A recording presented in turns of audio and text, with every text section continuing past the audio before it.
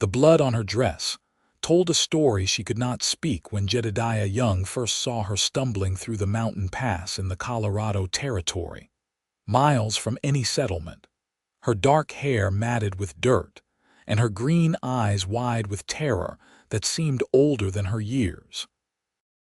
He had been tracking elk through the rocky terrain above Wilcox when he spotted her, a small figure in a torn calico dress, moving without direction or purpose through the aspens that glowed gold in the September afternoon of 1876. Jedidiah was a man who had lived alone in these mountains for 6 years, his broad shoulders and muscled frame a testament to the hard life of trapping and hunting, his brown hair hanging past his collar in the way of men who had no use for barbers or society. At 27, he had grown accustomed to silence, but the silence that emanated from this young woman was different from the peaceful quiet of the wilderness.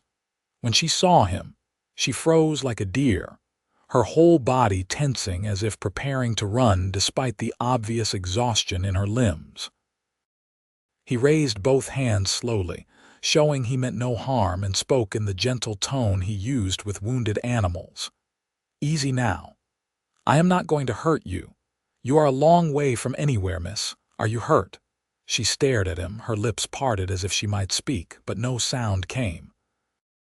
Her eyes darted to the rifle slung across his back, to the knife at his belt, then back to his face. He could see her calculating, weighing her chances of escape against her desperate need for help. "My cabin is about 3 miles from here. You look like you could use some water and food. Will you let me help you?" Still she said nothing, but after a long moment she gave a slight nod. It was enough. Jedidiah approached slowly, as if she were a wild creature who might bolt at any sudden movement. Up close, he could see she was young, probably no more than 19 or 20, with delicate features that would have been pretty if not for the fear etched into every line of her face.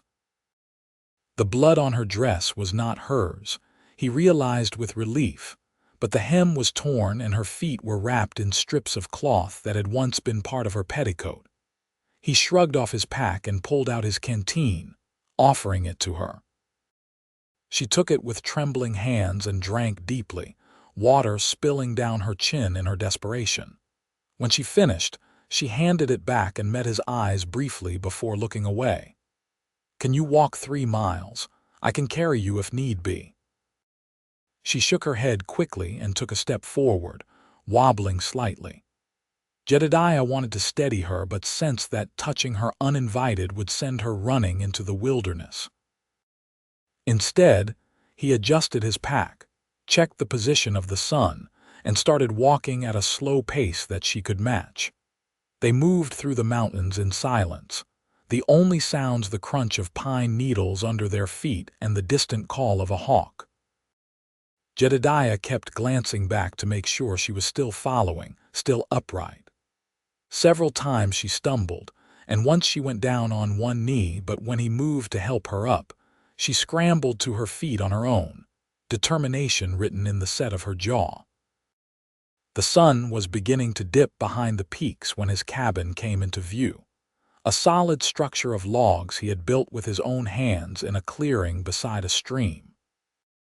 Smoke rose from the chimney where he had left the fire banked that morning, and his horse, a sturdy bay gelding named Buck, whinnied from the small corral beside the cabin.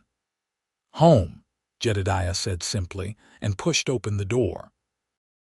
The interior was neat and spare, with a stone fireplace, a rough-hewn table and chairs, shelves lined with supplies, and a bed in one corner covered with furs. Jedidiah gestured to the chair nearest the fire. "Sit. Rest. I will get you something to eat." She sank into the chair as if her legs could no longer hold her, her whole body trembling now that she had stopped moving. Jedidiah stirred up the fire and hung a pot of stew he had made 2 days earlier over the flames to warm.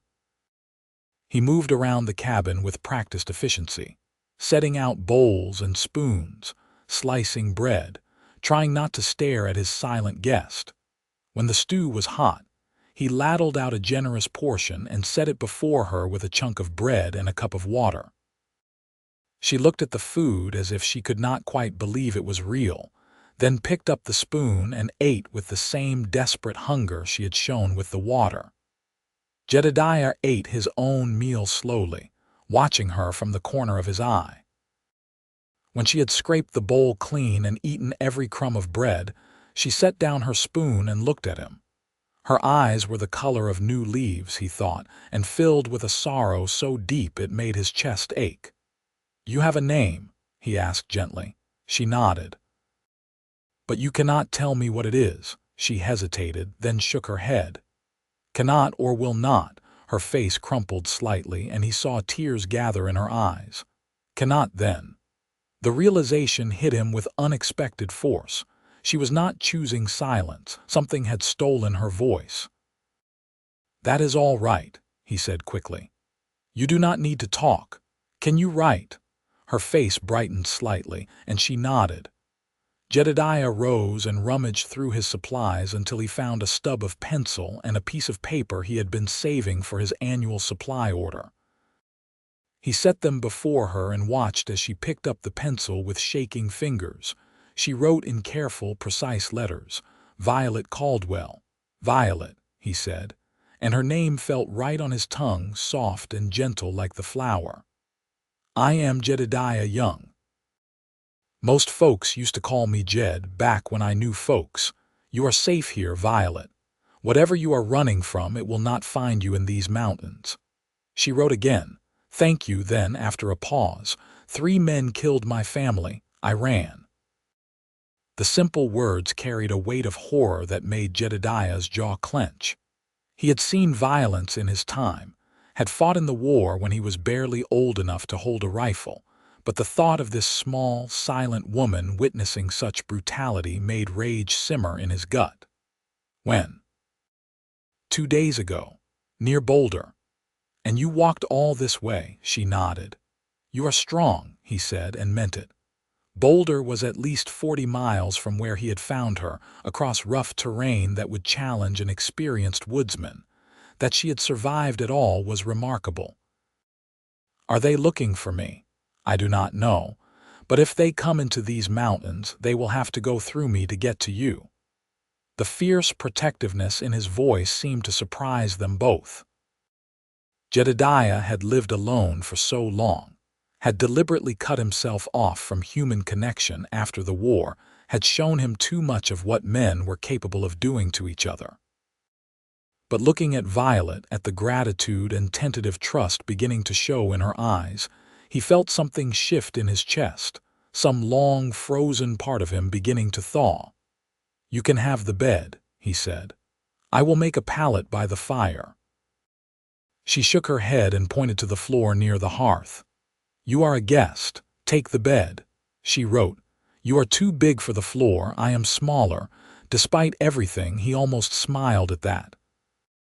It was true that his frame did not fit comfortably on the floor, but he disliked the idea of her sleeping anywhere but the softest spot in the cabin.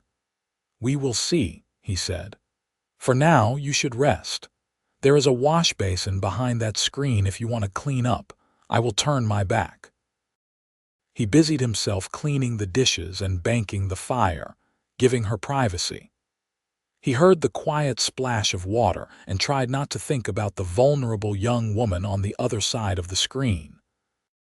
When she emerged, she had washed the dirt from her face and hands and braided her long dark hair over one shoulder. The blood on her dress remained, a grim reminder of what she had witnessed. "Tomorrow, I will see if I have something you can wear. I am afraid I do not keep much in the way of women's clothes, but I have a clean shirt that would serve as a night dress." She nodded gratefully, and he pulled a shirt from his trunk, handing it to her without meeting her eyes. She disappeared behind the screen again, and when she came out, the shirt hung to her knees, the sleeves rolled up several times. She looked younger somehow, more fragile, and Jedidiah felt that protective instinct surge again.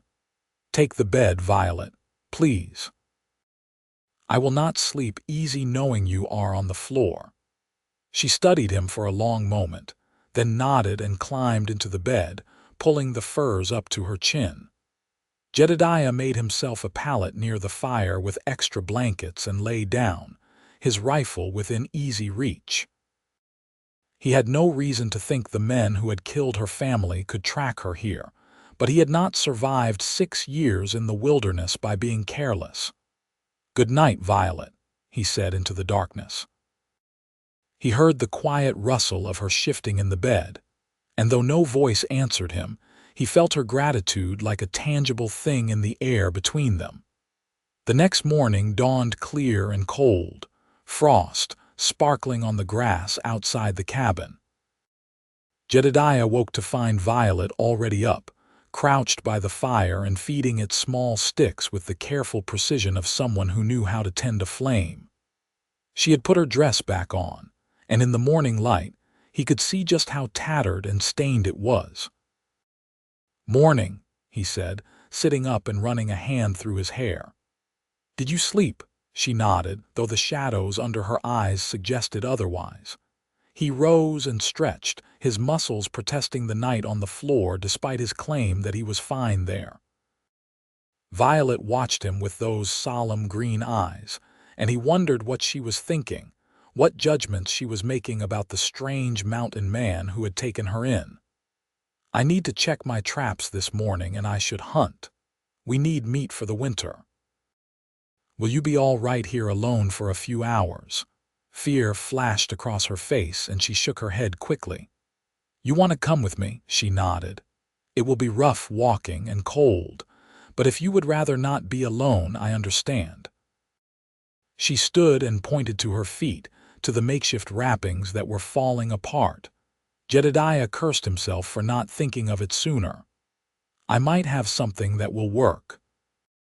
He dug through his supplies and came up with an old pair of moccasins he had traded for 2 years ago but never worn, having made a newer pair for himself. They would be too big for her, but with extra socks they would serve. "Try these." She pulled them on over the woolen socks he provided, and though they swallowed her small feet, they stayed on when she walked. She looked up at him and smiled, the first real smile he had seen from her, and it transformed her face from pretty to beautiful. His heart did something strange in his chest, a skip and flutter he had not felt in years. They set out into the crisp autumn morning, Jedidiah moving at a slower pace than usual to accommodate her shorter stride. He showed her how to walk quietly in the forest, how to read the signs of animal passage, how to move with the land instead of against it.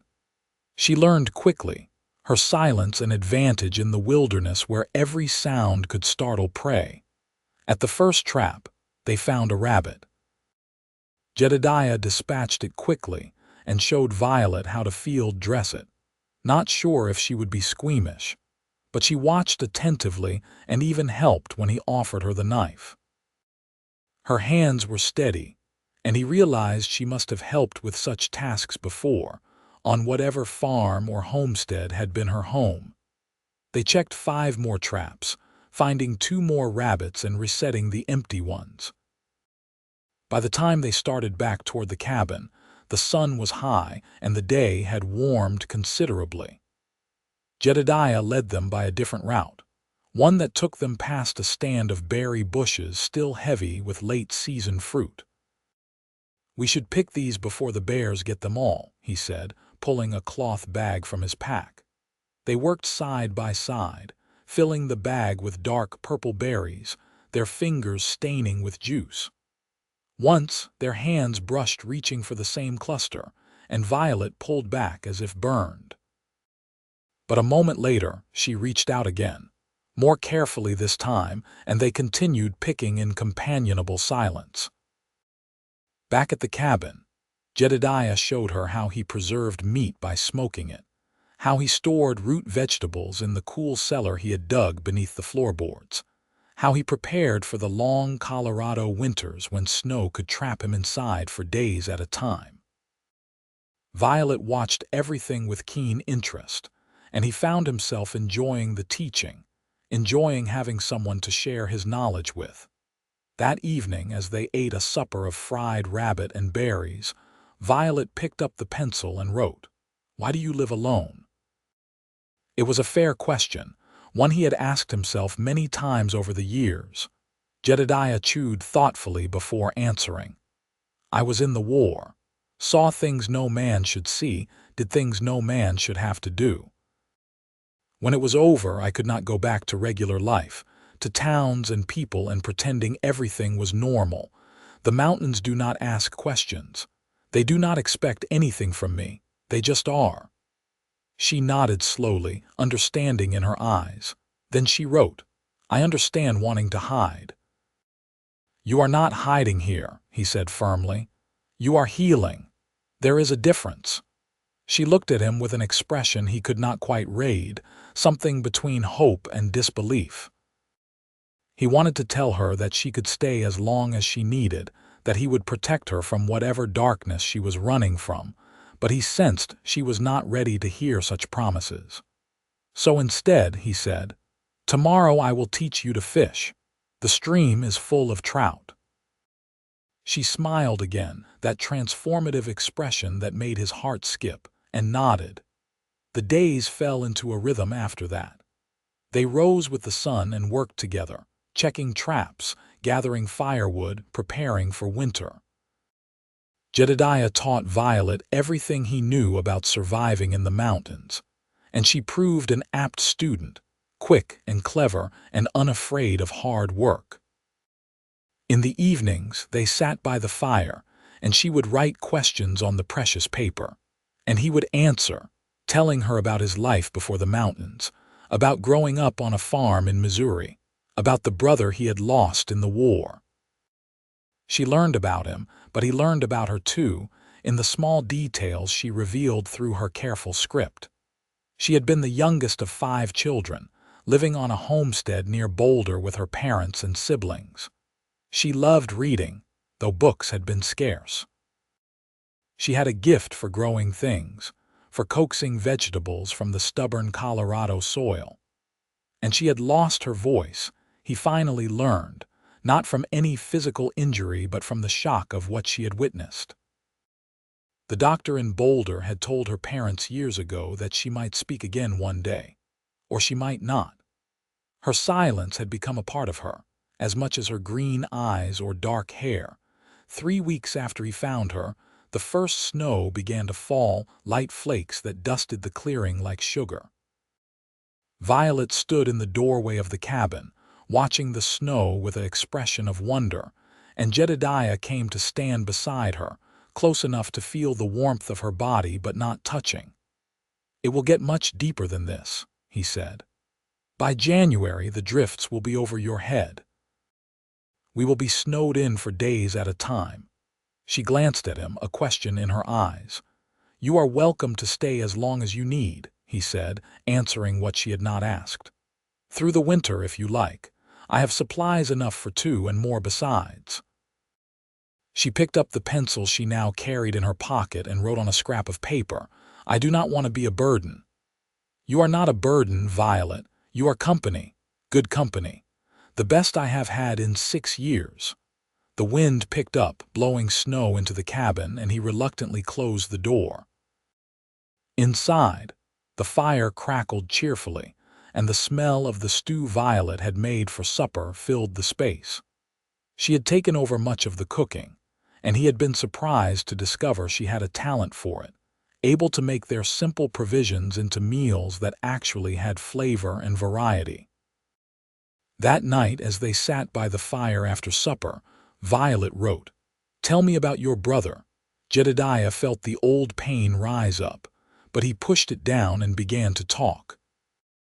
He told her about Samuel, 2 years younger, with the same brown hair and solid build but a gentle soul that had never been meant for war. He told her about how Samuel had died at Shiloh, blown apart by artillery while Jedidiah watched helplessly from 50 yards away.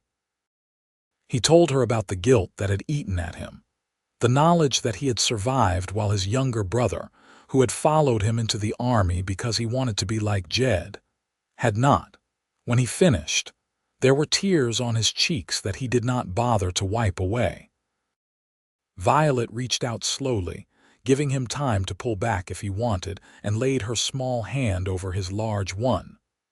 The touch was gentle, understanding, and somehow it said more than any words could have. They sat like that for a long time, her hand on his, the fire burning low, and Jedidiah felt something shift between them, some deepening of the connection that had been growing since he found her in the mountains. Winter closed in with a vengeance. By November, the snow was knee-deep, and by December, it reached the cabin windows. Jedidiah and Violet were trapped inside for days at a time, leaving only to tend to Buck in his shelter and to gather wood from the covered pile Jedidiah had stacked against the cabin wall. The forced proximity could have been awkward, but instead, Jedidiah found himself treasuring every moment. He taught Violet to play chess with a set he had carved years ago from pine and oak, and she beat him more often than not, her mind sharp and strategic. She taught him to braid using strips of leather, showing him in careful gestures the complex patterns her mother had taught her. They read together from his small collection of books, taking turns, her finger following along while he read aloud, his voice filling the cabin with stories of adventure and romance and far-off places. On Christmas Eve, Jedidiah surprised her with a gift he had been working on in secret during his night watches.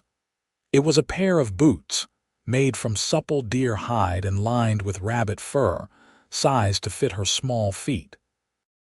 Violet held them as if they were made of gold, tears streaming down her face, and threw her arms around his neck in an impulsive hug that left them both frozen in surprise. He could feel the delicate bones of her back under his hands, smell the pine soap she used in her hair, feel the rapid beat of her heart against his chest. Slowly, carefully, he wrapped his arms around her and held her, this small, silent woman who had somehow become the center of his world. When she pulled back, her cheeks were flushed and she would not meet his eyes. She picked up her pencil with shaking hands and wrote, "Thank you, they are beautiful. I am sorry I have nothing for you. You have given me more than you know," he said quietly. "You have given me a reason to be glad to wake up in the morning. You have given me companionship and laughter and purpose. That is gift enough, Violet."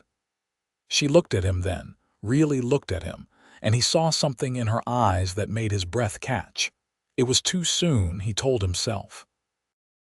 She had been through too much. She needed time to heal, not a rough mountain man with blood on his hands and nightmares in his sleep.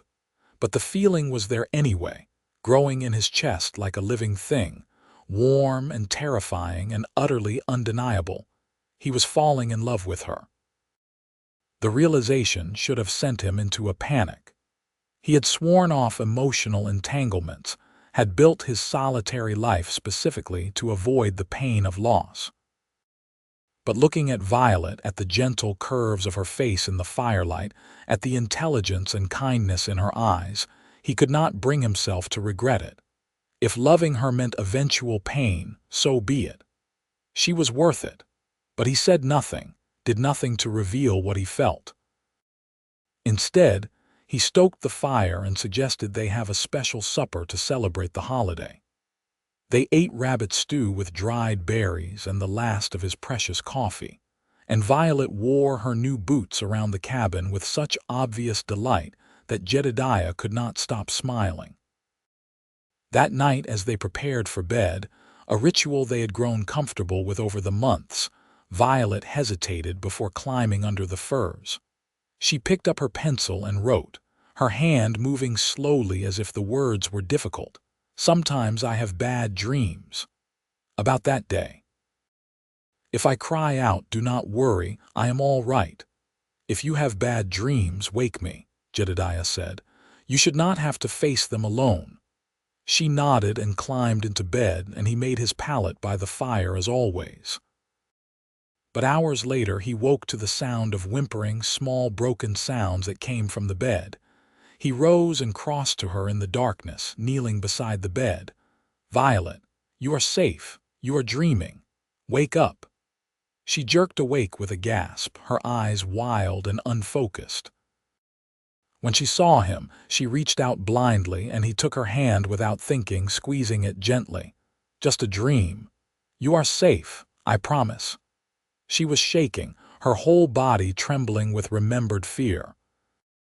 Before he could think better of it, Jedidiah sat on the edge of the bed and gathered her into his arms, holding her against his chest and stroking her hair with one big hand. "I have you. Nothing can hurt you here. I will not let anything hurt you." Gradually, her trembling eased and she relaxed against him with a shuddering sigh. He should have let her go then, should have returned to his pallet, but she clung to him as if he were an anchor in a storm, and he could not bring himself to pull away.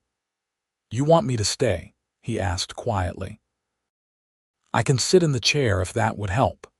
She pulled back enough to look at him, and even in the dim light from the banked fire, he could see the vulnerability in her face. She picked up the pencil from beside the bed where she always kept it and wrote in shaky letters, "Stay close, please." So he stayed, sitting with his back against the wall and her head on his shoulder, one arm around her small frame. She fell asleep like that, her breathing evening out into the deep rhythm of rest, and Jedidiah sat wakeful through the night, watching over her, feeling her warmth against his side and thinking that he would gladly sit like this every night for the rest of his life if it brought her comfort. When dawn broke, she woke and seemed embarrassed by how they had spent the night, but he just smiled and said, "Breakfast," as if nothing unusual had happened. The grateful look she gave him was worth any amount of stiffness in his back. January brought brutal cold that kept them inside almost constantly. Jedidiah had never been so grateful for the sturdy cabin he had built, for the thick walls and tight chinking that kept out the worst of the wind. He and Violet settled into an even deeper domesticity, working together to make meals, to keep the fire fed, to maintain their small domain against the harsh winter outside. One evening, as they sat by the fire after supper, Jedidiah was working on repairing a trap that had broken while Violet mended a tear in one of his shirts. The scene was so peacefully domestic, so much like what a married couple might do, that Jedidiah felt his heart swell with longing. He wanted this, he realized, not just for the winter, but forever. He wanted to wake up every morning to see Violet moving about the cabin. He wanted to teach her new things and learn from her in turn. He wanted to protect her and provide for her and love her for all the days he had left.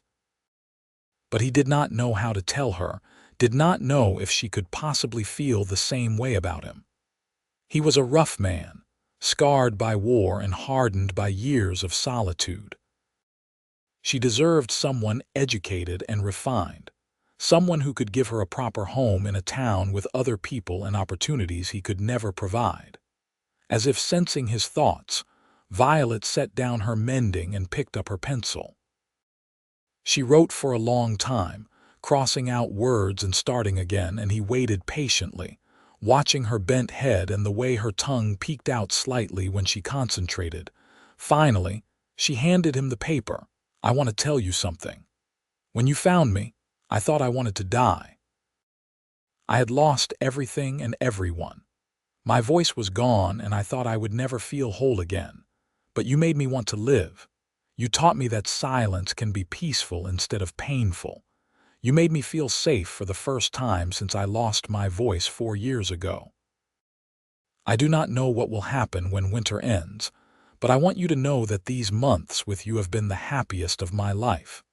Jedidiah read the words twice, 3 times, his heart pounding so hard he could hear it in his ears. He looked up to find her watching him nervously, biting her lower lip. "Violet," he said, his voice rough with emotion. "These months have been the happiest of my life too. I thought I wanted solitude, but what I really needed was the right person to share the silence with. I need you to know something. I am in love with you. I know I have no right to say so. I know you have been through so much and you need time, but I cannot keep it to myself any longer. I love you. Your silence does not matter to me. The way you smile, the way you laugh without sound, the way you listen with your whole being, that is what matters. If you can never speak again, it will not change how I feel." Violet's eyes filled with tears, and for a moment he feared he had overstepped, had pushed too hard too soon. But then she was moving, sliding from her chair to kneel beside him, taking his face in her small hands. She leaned forward and pressed her lips to his in a kiss that was gentle and sweet and full of answer. When she pulled back, there were tears on her cheeks, but she was smiling. She picked up her pencil again and wrote, "I love you too. I think I have loved you since you gave me water in the mountains and looked at me like I was a person, not a burden or a curiosity. I love you, Jedidiah Young, and I do not want to leave when winter ends. I want to stay here with you. If you will have me, if I will have you," Jedidiah laughed, a sound of pure joy that he had not made in years. "Violet Caldwell, I would be the luckiest man in Colorado in all the territories if you would stay with me. Not as a guest or a companion, but as my wife, if you will have me." Her smile was brilliant, lighting up her whole face, and she nodded so vigorously that her braid flew. Then she was in his arms, and he was holding her and kissing her, pouring all the loneliness and longing of the past 6 years into showing her how much she meant to him. They sat by the fire for hours that night, stealing kisses between making plans for the future. Come spring, they would go to Wilcox, the little town at the base of the mountains, and find a minister to marry them properly. They would stock up on supplies they needed, including fabric so Violet could make herself proper dresses. They would register the cabin and the land around it, making it legal and official. And then they would return to the mountains, to their home, and build a life together. February brought a brief warming spell, and Jedidiah took advantage of the break in the weather to hunt. He brought down a deer, and he and Violet worked together to process the meat, their movements synchronized after months of partnership. As they worked, Jedidiah found himself watching her, marveling at how natural she looked in this setting, how she had adapted to mountain life as if she were born to it. That evening, as they ate fresh venison steaks, a rare luxury after months of preserved meat, Violet wrote, "When we marry, I want to take your name. I want to be Violet Young. The Caldwells are all gone, and I want to belong to something new, to you." "You will always belong with me," Jedidiah said, reaching across the table to take her hand. "And I will belong with you. We will be each other's family." She squeezed his hand, her eyes bright with happiness, and he thought about how miraculous it was that they had found each other. If he had been a mile south when he was hunting that day, if she had taken a different path through the mountains, they never would have met. But somehow, fate or providence or pure chance had brought them together, and he would be grateful for it every day of his life. March arrived with the first real signs that winter was loosening its grip. The snow began to melt, revealing the muddy ground beneath, and the stream that ran beside the cabin swelled with runoff. Birds returned, filling the air with song, and the aspens began to show the first hints of green at the tips of their branches. Jedidiah and Violet emerged from their winter cocoon like bears from hibernation, blinking in the bright sunlight and reveling in the ability to move freely outside again. They walked through the awakening forest hand in hand, and Jedidiah showed her the places he loved best. The high meadow where wildflowers would soon bloom, the overlook where you could see for miles across the valleys below, the hot spring hidden in the rocks where he sometimes bathed in winter. One warm afternoon in early April, with the wildflowers just beginning to show color in the meadow, Jedidiah brought Violet to his favorite spot, a flat rock beside a waterfall where he sometimes came to think. The water tumbled down from the heights in a silver ribbon, crashing into a pool below with a music that drowned out all other sound. He pulled her close, wrapping his arms around her from behind, and she leaned back against his chest with a contented sigh. They stood like that for a long time, watching the water and the play of light on its surface, and Jedidiah thought that he had never been so completely happy. "We should go to town soon," he said, his lips close to her ear so she could hear him over the water. "Make things official. Unless you have changed your mind about marrying a rough mountain man." She turned in his arms and gave him a look of mock severity, then pulled out her ever-present pencil and paper. "I would marry you today if we could. Tomorrow at the latest. I have not changed my mind, and I will not change my mind. You are stuck with me, Jedidiah Young." He laughed and kissed her soundly, then swung her up in his arms and spun her around until they were both dizzy and laughing. When he set her down, she swayed against him, her cheeks flushed and her eyes sparkling, and he knew he would remember this moment for the rest of his life. They made the journey to Wilcox 2 weeks later, when the trails were dry enough for easy travel. Jedidiah had not been to town in over a year, and he felt awkward and conspicuous as they rode down the main street on Buck, Violet sitting side saddle in front of him. People stared at them, at the big mountain man with his long hair and buckskins, and at the small dark-haired woman in the too large clothes she wore. But Jedidiah held his head high and ignored the stares. He had come here with a purpose, and he would see it through. They stopped first at the general store, where he traded furs for credit and bought fabric, thread, a new cookpot, coffee, sugar, flour, and a dozen other supplies they would need. The proprietor, a balding man named Morrison, kept looking at Violet with curiosity and finally could not contain himself. "Begging your pardon, miss, but are you all right? You need help or anything?" Before Jedidiah could bristle at the implication, Violet pulled out her paper and wrote, "I am fine. This is Jedidiah Young. We are getting married." Morrison read the note and his eyebrows rose. "Well now, congratulations then. Did not know you had it in you to settle down, Young. Thought you were determined to be a hermit forever." "Things change," Jedidiah said shortly. "Where can we find the minister?" Morrison directed them to a small church at the end of the street, where they found Reverend Thomas, a kindly older man with a shock of white hair. He listened to their request, read Violet's note explaining about her voice, and agreed to marry them the next day. "You will need witnesses," he said. "I can provide them if you do not have anyone, and I assume you want to do this proper with a license and all." They obtained the license from the town clerk, who squinted at Violet's signature on the forms and made them verify twice that she was entering into the marriage of her own free will.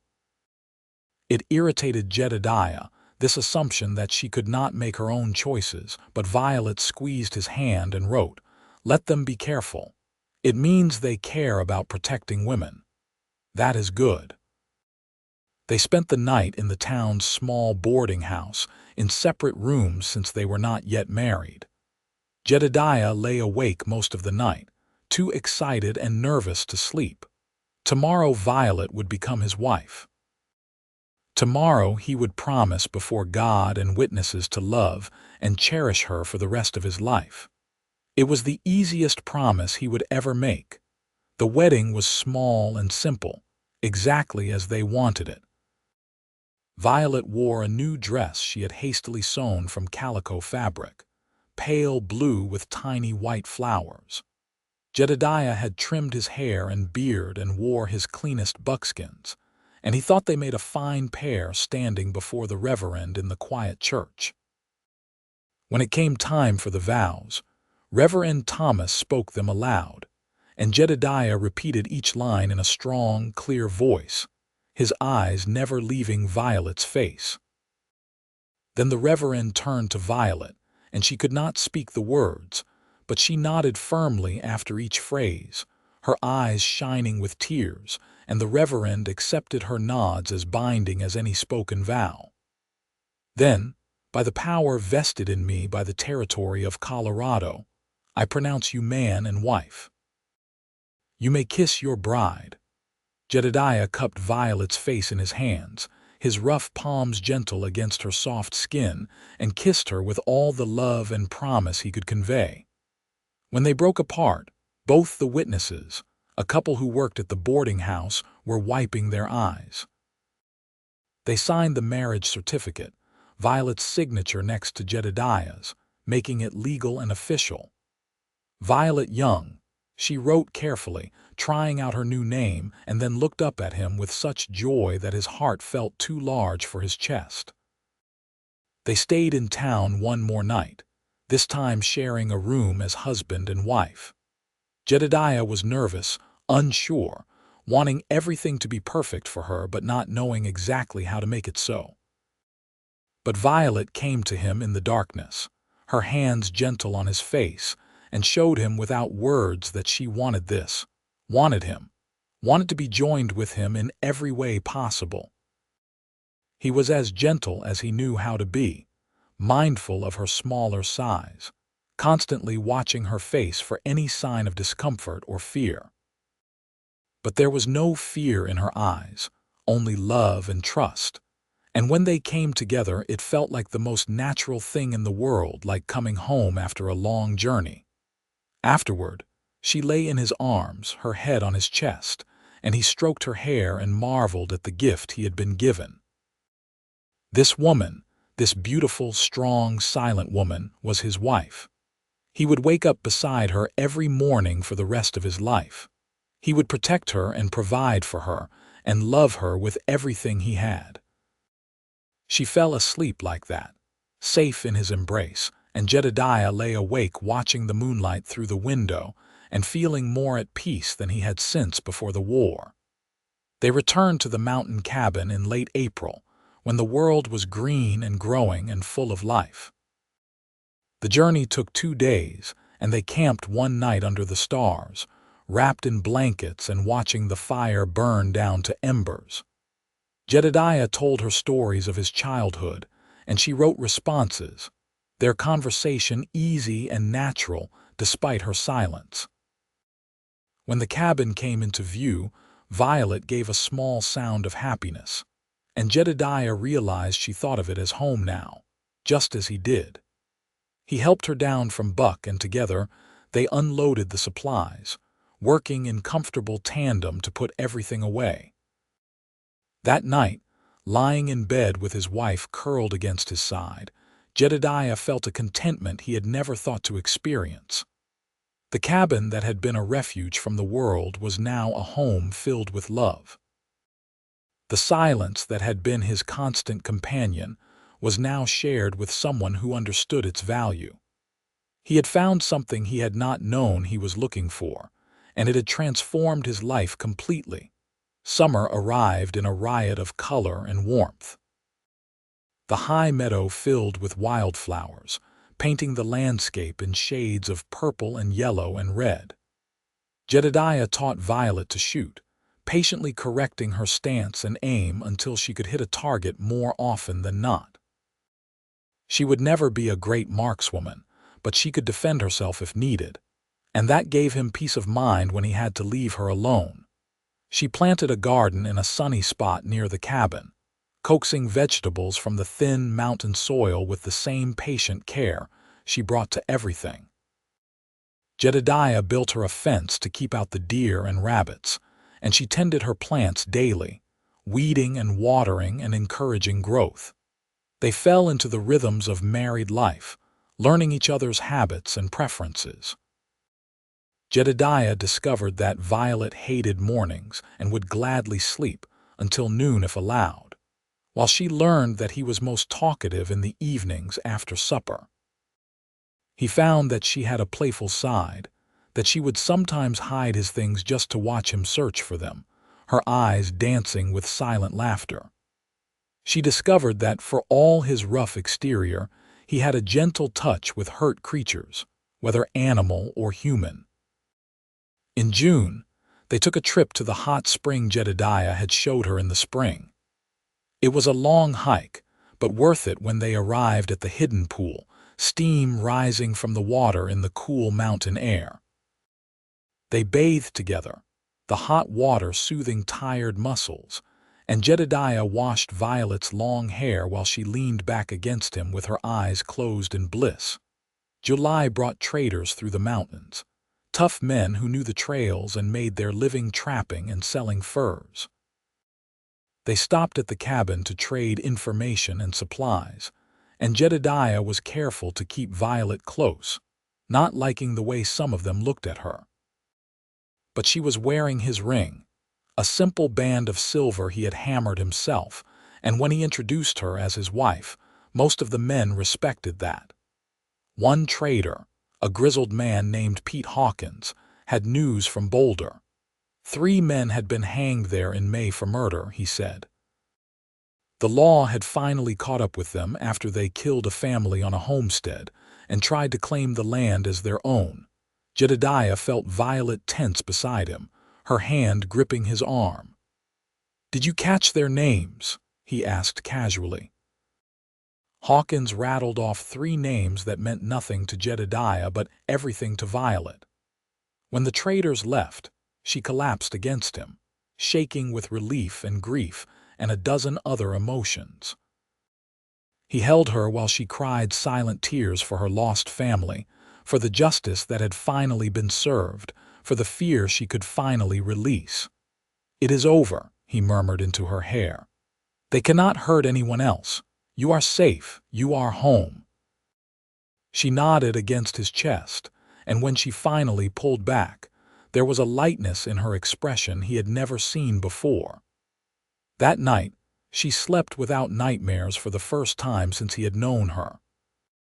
August was hot and dry, the sun beating down on the mountains with relentless intensity. Jedidiah spent long days hunting and preparing meat for the winter ahead, while Violet harvested vegetables from her garden and preserved them through canning and drying. They worked together to gather berries, to catch and smoke fish, to gather firewood and stack it for the cold months ahead. One evening in late August, as they sat outside watching the sun set over the peaks, Violet pulled out her paper and wrote something, then hesitated before showing it to him. When she finally handed it over, he read, "I think I might be with child." Jedidiah's head snapped up, his eyes wide. "Are you sure?" She nodded, then shrugged, then nodded again, clearly uncertain but hopeful. He set down the paper carefully and pulled her into his lap, holding her close and burying his face in her neck. "A baby," he said, his voice muffled. "Our baby. Violet, that is wonderful. That is the best news. Are you happy? Are you scared?" She pulled back and picked up the pencil. "Both." "Very both. But mostly happy. I want to have your children, Jedidiah. I want to fill this cabin with family." "Then we will," he promised. "As many as you want. I will build us a bigger cabin if needed, with a real bedroom and a loft for children. Whatever you need." She kissed him then, long and deep, and when she pulled back, she was smiling through tears of joy. The knowledge that she was carrying his child made Jedidiah even more protective than before. He insisted she rest more, that she not lift heavy things, that she take care of herself. Violet rolled her eyes at his hovering but allowed it, seeming to understand that he needed to feel he was protecting her and their unborn baby. As September arrived and the aspens began to turn gold, Violet's condition became more obvious. She had a small roundness to her belly now, and Jedidiah loved to rest his hand there, feeling connected to the life growing inside her. They talked about names, about whether it would be a boy or girl, about what kind of parents they wanted to be. October brought the first snows, and they began spending more time inside, preparing for the winter that would arrive soon. Jedidiah was determined that everything would be perfect, that Violet would have everything she needed before the heavy snows trapped them in. He made her a rocking chair, smooth and sturdy, perfect for nursing a baby. She sewed tiny clothes from soft fabric, her stitches neat and careful. One evening in November, as the first real blizzard of the season howled outside, they sat by the fire in comfortable silence. Violet was knitting, working on a blanket for the baby while Jedidiah carved a wooden rattle. The scene was so peaceful, so full of contentment, that Jedidiah had to speak the thought that had been growing in his mind. "I never thought I would have this," he said quietly. "A wife, a child on the way, a home that feels like more than just shelter. I thought the war had broken something in me that could not be fixed. But you fixed it, Violet. You and your silence taught me that peace does not mean forgetting the past. It means building something new in the present." Violet set down her knitting and picked up her paper. "You saved me too. I was so lost when you found me, not just in the mountains but in my life. I thought my silence made me broken, made me less than whole. But you showed me that silence can be strength, that I do not need words to be heard. You hear me better than anyone ever has, even when I could speak." She paused, then wrote more. "I have something to tell you. Yesterday I tried to speak, just to see if I could, and I felt something like a door that has been locked trying to open. The doctor said the silence was from shock, not injury. I think with time and safety and love my voice might come back, but I want you to know that if it does, I will still be me. And if it does not, I will still be me. My voice or lack of it does not define me." Jedidiah crossed to her and knelt beside her chair, taking her hands in his. "You are perfect exactly as you are.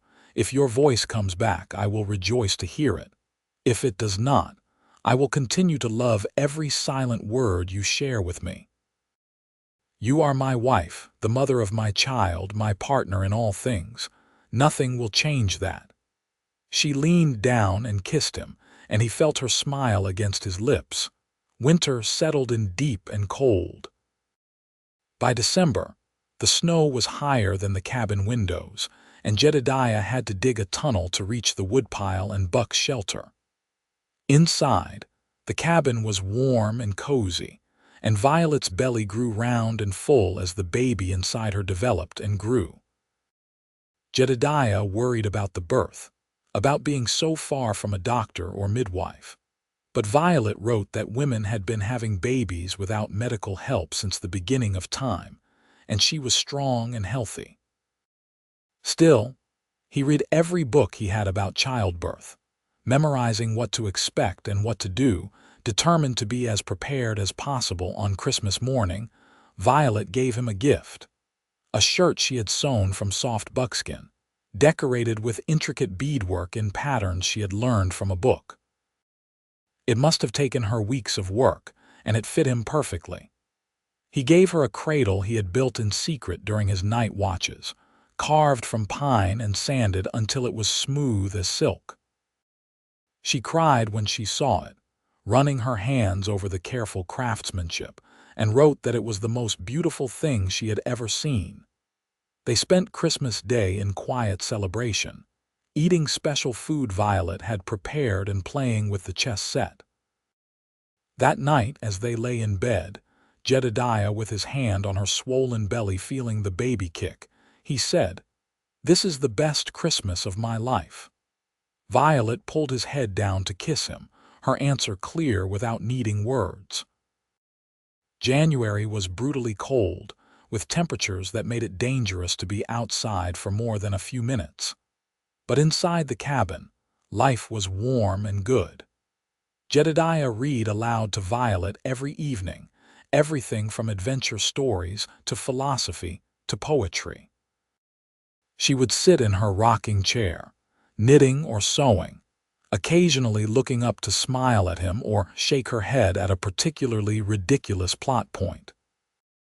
In early February, on a day when the wind was howling and the snow was falling so thick you could not see 10 feet beyond the cabin, Violet went into labor. Jedidiah had faced down bears, survived bullets and blades, weathered storms that would kill unprepared men, but nothing had ever terrified him like watching his wife in pain. But Violet was strong, stronger than he had known. She bore the contractions with a fortitude that amazed him, only gripping his hand so tight he thought bones might break, her face set with determination. He followed everything he had read, bringing her water, encouraging her, supporting her through each contraction. The labor lasted through the night and into the next morning. Just when Jedidiah thought he could not stand watching her suffer any longer, she gave one final push, and their son was born into his waiting hands, tiny and perfect and screaming with healthy lungs. Jedidiah cut the cord with shaking hands and wrapped the baby in a soft blanket Violet had made, then placed him in her arms. She looked down at their son with an expression of such love and wonder that Jedidiah felt tears streaming down his face. "He is perfect," Jedidiah said, his voice thick with emotion. "You are amazing. You did it, Violet. You brought our son into the world." She was crying too, silent tears of joy and exhaustion and overwhelming love. She touched the baby's tiny face, counting his fingers and toes, marveling at the miracle of him. Then she looked up at Jedidiah and mouthed a name, Samuel. Jedidiah felt his heart break and heal at the same time. She wanted to name their son after his lost brother. It was a gift beyond measure, a healing of old wounds he had carried for so long. "Samuel Young," he said, testing the name. "It is perfect. He is perfect. Thank you, Violet. Thank you for everything." He climbed into the bed beside her, carefully arranging them so she could rest against his shoulder while holding their son. Samuel had stopped crying and was looking around with the vague, unfocused gaze of the newborn. Jedidiah touched his tiny hand, and Samuel's fingers curled around his father's finger with surprising strength. "Hello, son," Jedidiah whispered. "Welcome to the world.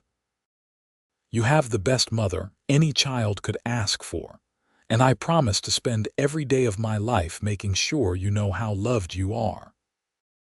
Violet leaned her head against his shoulder with a sigh of contentment, and they stayed like that for a long time, the three of them together in their cabin while the storm raged outside, a family complete and whole. The first weeks with Samuel were exhausting and wonderful in equal measure.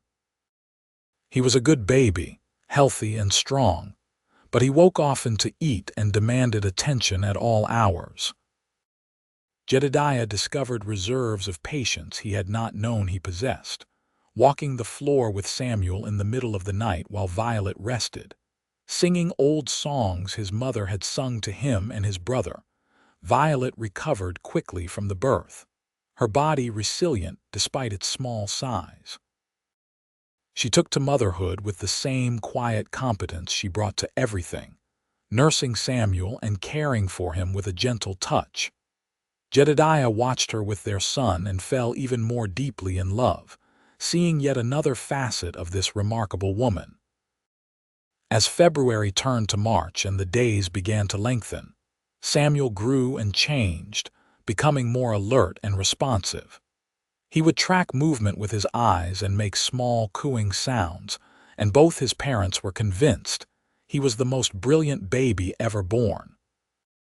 One evening in late March, as the first spring thaw began and the icicles hanging from the cabin eaves started to drip, Violet was singing to Samuel. Not speaking, but humming, a soft, wordless melody that made the baby's eyes droop with sleep.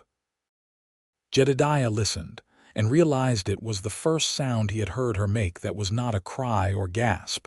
When Samuel was asleep in his cradle, Jedidiah said, "That was beautiful. I did not know you could hum." Violet looked surprised, as if she had not realized what she was doing. She picked up her pencil and wrote, "I did not think about it, it just came out. The doctor was right. Maybe my voice is trying to come back."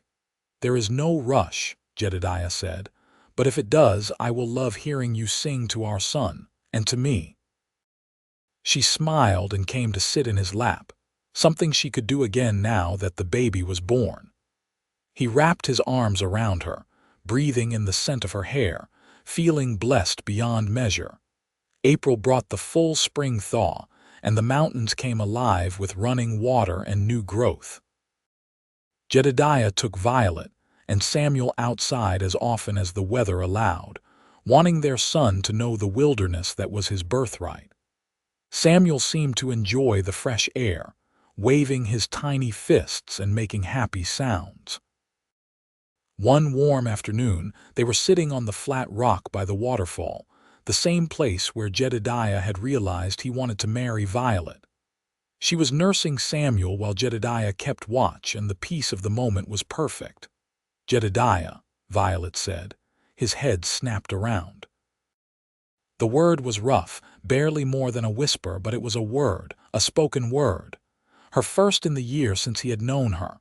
"Violet," he said, hardly daring to believe. "My voice," she whispered, tears streaming down her face. "It is coming back." Jedidiah laughed and cried at the same time, pulling her and Samuel into a careful embrace. "Say it again. Say my name again." "Jedidiah," she whispered, and then, "I love you."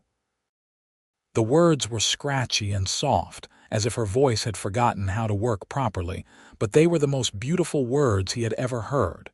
He kissed her gently, mindful of the baby between them, and tasted the salt of her tears. "I love you too," he said. "So much. But please know you do not have to speak if it is difficult. I am just as happy to hear you without words." "I know," she whispered, "but I want to talk to you. I want to tell you everything. I have so much to say." Over the following weeks, Violet's voice grew stronger, though it remained soft and a bit hoarse. She practiced every day, reading aloud from books, talking to Samuel, having long conversations with Jedidiah about everything and nothing. Sometimes her voice would fail her, and she would have to resort to writing, but those times became less frequent as the weeks passed. Jedidiah discovered that he loved the sound of her voice, but he also missed the silence sometimes, the way they had communicated with looks and touches and written words. Violet seemed to understand, and they fell into a pattern where sometimes she spoke and sometimes she did not, letting each moment dictate what felt right. In May, when the wildflowers were blooming and Samuel was 3 months old, they took a trip to Wilcox to stock up on supplies and to show off their son. The townspeople who remembered them were surprised and delighted by the baby, and impressed when Violet spoke to them in her quiet voice, explaining about her recovery. Reverend Thomas blessed Samuel in the church, and Jedidiah felt a connection to community he had not experienced in years. Maybe, he thought, he did not need to be so isolated anymore. He had Violet and Samuel, and that made him stronger, not weaker. Maybe they could find a balance between their mountain solitude and occasional visits to town. They returned to the cabin in early June, their supplies replenished and their hearts full. Samuel was growing fast, already trying to hold his head up and taking interest in the world around him. Jedidiah built a sturdy pen where the baby could play safely while they worked, and Samuel seemed content to lie on a blanket and watch his parents move around. One evening in July, as they sat outside watching the sunset, Violet said, "I am happy, Jedidiah. Happier than I ever thought possible. Sometimes I wonder what my life would have been if those men had not killed my family. But then I realize that I might never have found you, never have had this life, and I cannot wish for a different past if it means losing what we have now." "I understand," Jedidiah said, pulling her close. "The war took my brother and broke something in me. But it also led me to these mountains, to building this cabin, to being in the right place to find you. I cannot be grateful for the bad things, but I can be grateful for where they led me. To you, to Samuel, to this life we have built." "To this life," Violet echoed, and kissed him as the sun disappeared behind the mountains and the stars began to emerge in the darkening sky. Summer passed in a haze of work and family and love. Samuel grew and changed, becoming more alert and interactive. By August, he was laughing, a sound that delighted both his parents so much they would do anything to make him giggle. Violet's garden flourished, and she preserved food for the winter while Jedidiah hunted and prepared meat. In September, Violet discovered she was pregnant again. This time there was no fear or uncertainty, only joy and excitement about adding to their family. Samuel would be about a year old when the new baby arrived, and they looked forward to watching their children grow up together in the mountains. October brought the gold aspens and the first snows, and they settled into the cabin for another winter. But this winter was different from the last. This winter, the cabin was full of life. Samuel crawling around and getting into everything, Violet singing while she cooked, Jedidiah carving toys for his son and planning additions to the cabin for when the new baby arrived. On their second wedding anniversary in late April 1878, with Samuel toddling around on sturdy legs and Violet's belly round with their second child, they returned to the waterfall. The spring melt made it even more spectacular than usual, water thundering down in a magnificent display of nature's power. 2 years, Violet said, her voice still soft but now strong and clear. 2 years since we became husband and wife. It feels like a lifetime and also like yesterday. The best 2 years of my life, Jedidiah said, wrapping his arms around her from behind and resting his hands on her belly. And we have so many more ahead of us. Tell me what you see, Violet said. When you think about the future, what do you see? Jedidiah thought about it, watching Samuel play in the grass nearby, feeling the baby move under his hands, holding his wife close. I see more children, this cabin full of laughter and life. I see teaching our sons and daughters to live in these mountains, to respect the land and the creatures on it. I see growing old with you, watching our children have children of their own. I see a good life, Violet, a life full of love and purpose. That is what I see. That is what I see too, Violet said, turning in his arms to face him. You taught me that silence could be healing, but you also taught me that breaking silence can be healing too. You loved me when I could not speak, and you love me now that I can. You are the best man I have ever known, Jedidiah Young, and I will love you until the day I die. He kissed her then, pouring all his love and devotion into the kiss, while Samuel played nearby and the waterfall roared its approval and the mountains stood eternal watch over their family. In early June, Violet gave birth to their second child, a daughter they named Sarah. The birth was easier than Samuel's had been, and Sarah came into the world with a lusty cry that suggested she would have no trouble making herself heard.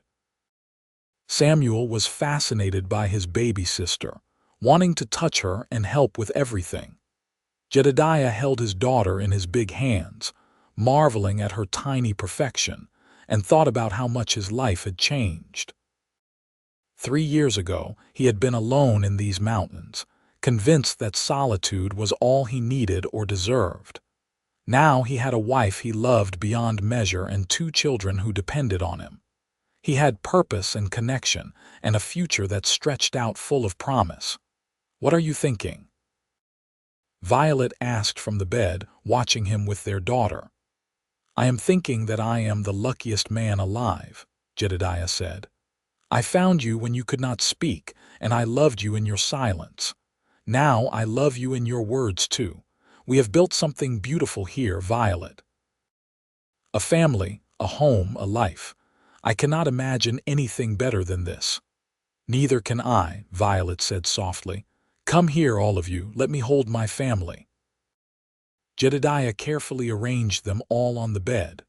Violet in the middle, Sarah in her arms, Samuel cuddled against her side, and himself wrapped around all of them. protective and loving and present. Outside, the summer sun shone on the mountains, but inside the cabin, their own light burned bright and warm. Years passed in a rhythm of seasons and growth. Samuel grew into a serious boy with his father's build and his mother's quiet intensity. Sarah was louder, bolder, always laughing and getting into mischief. 2 years after Sarah came another son, James, and 3 years after that, a daughter they named Rose. The cabin had to be expanded, rooms added, until it was no longer a simple structure but a proper home. Jedidiah built a bigger barn for the animals they accumulated: chickens for eggs, a milk cow, more horses. Violet's garden expanded until it could feed their large family through the long winters. They made trips to Wilcox several times a year, and the townspeople grew to know the Young family well, the quiet mountain clan that came down from the heights to trade and socialize before disappearing back into the wilderness.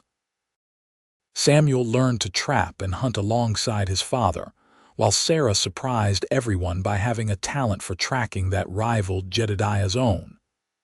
James was gentle with animals, and Rose, the baby, seemed to have inherited her mother's gift for growing things.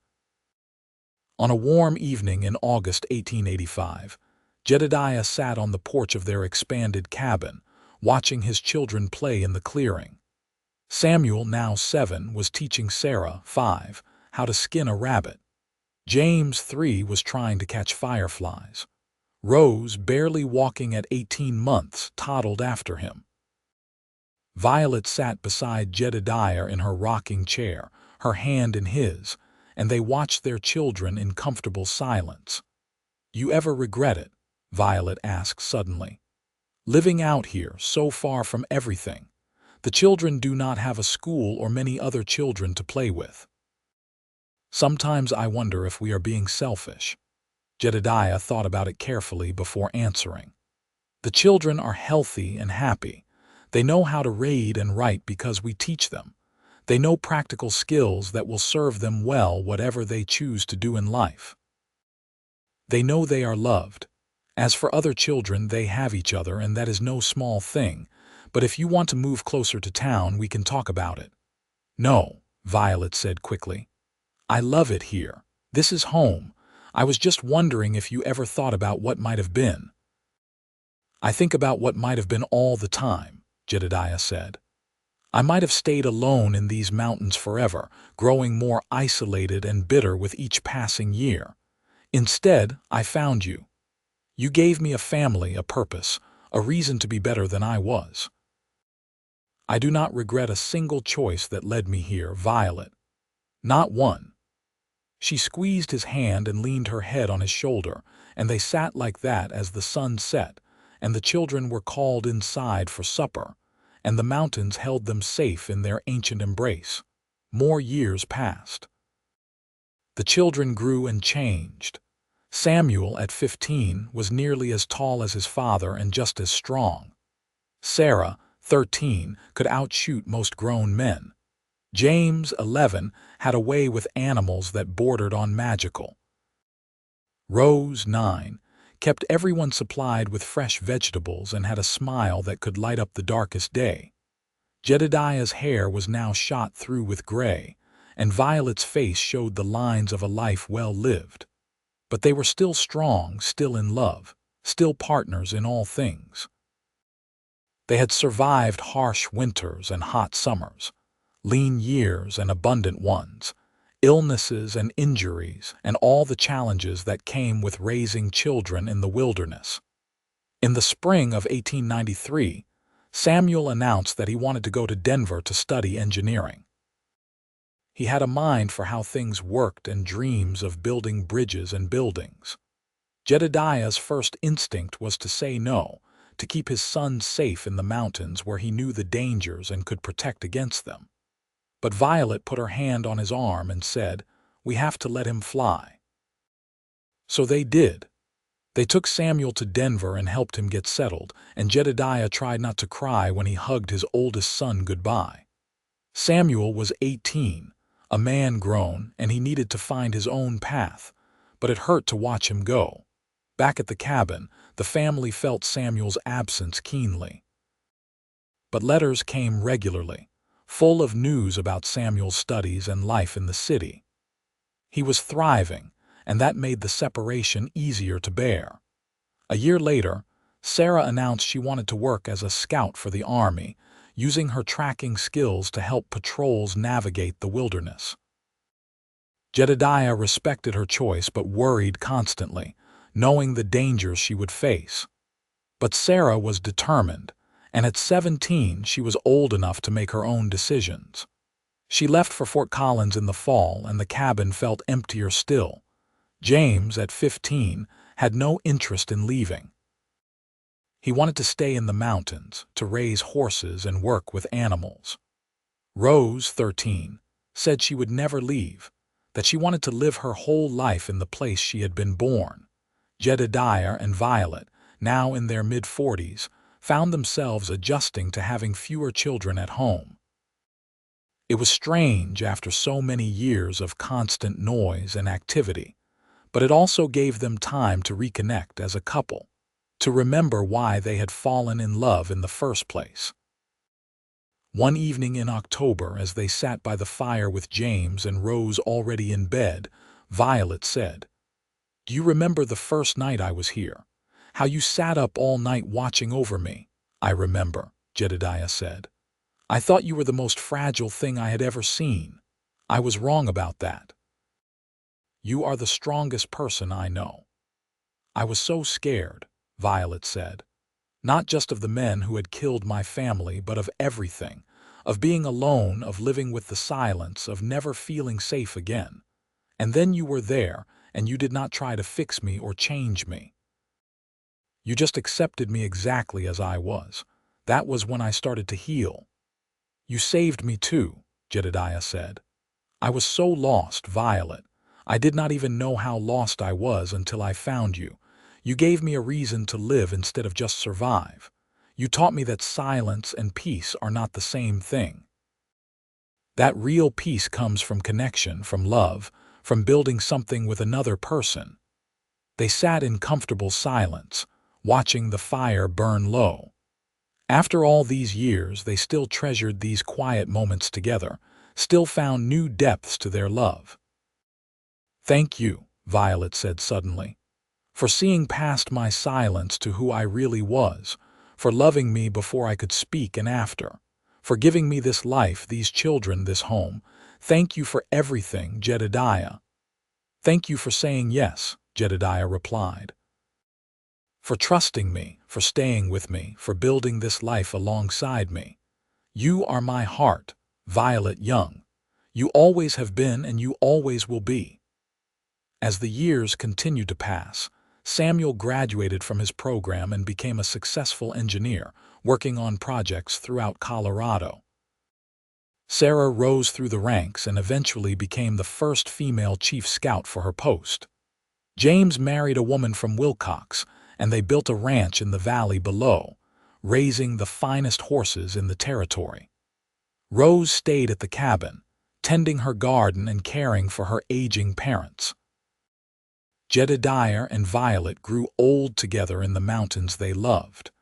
Their bodies slowed, but their love remained constant.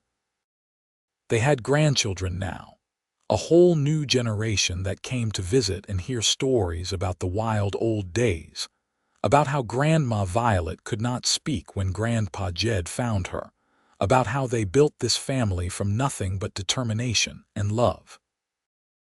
On a September evening in 1910, with the aspens glowing gold in the setting sun, Jedidiah and Violet sat on the porch of their cabin.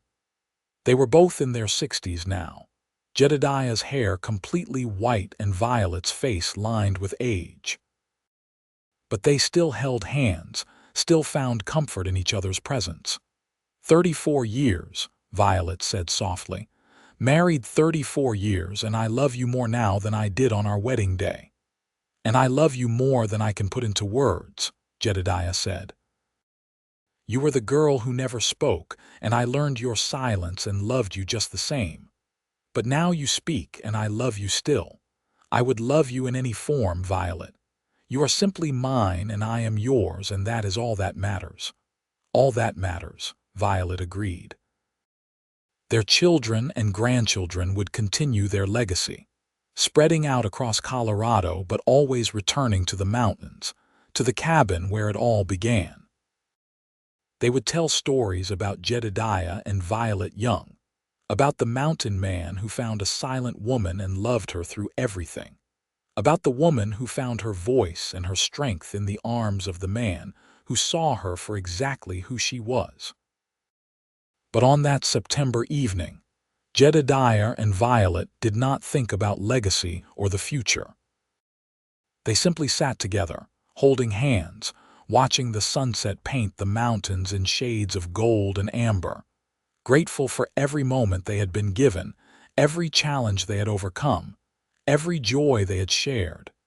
They had built a good life together, full of love and family and purpose. They had faced the Wild West and tamed their small corner of it, not through violence or domination, but through hard work and determination, and an unwavering commitment to each other. As darkness fell and the stars emerged overhead, Jedidiah helped Violet to her feet and they walked inside together, closing the door on another perfect day in their mountain home, ready to face whatever tomorrow might bring, together as they had always been and would always be. Their story was one of finding love in unexpected places, of building something beautiful from tragedy and loss, of two souls who found each other against all odds and held on through everything life threw at them. It was a story of silence and speech, of wilderness and home, of a mountain man and the woman who taught him that love was the greatest adventure of all. And it was far from over. They had years ahead of them still, years of watching grandchildren grow, of tending their home, of loving each other with the deep, abiding love that comes from a lifetime of partnership. Every morning they would wake up in the cabin Jedidiah had built with his own hands, surrounded by the family they had created together, and they would be grateful. For in the end, love was not about grand gestures or dramatic declarations. It was about choosing each other, day after day, year after year, through silence and speech, through struggle and triumph, through all the ordinary moments that made up a life. Jedidiah had learned Violet's silence and loved her just the same, and Violet had learned his strength and loved him just the same. And together, they had built something that would last long after they were gone. The mountains stood eternal watch over them, as they had from the beginning, and in the safety of those mountains, surrounded by love and family, Jedidiah and Violet Young lived out their days in peace and contentment, their love story a testament to the power of acceptance, understanding, and unwavering devotion.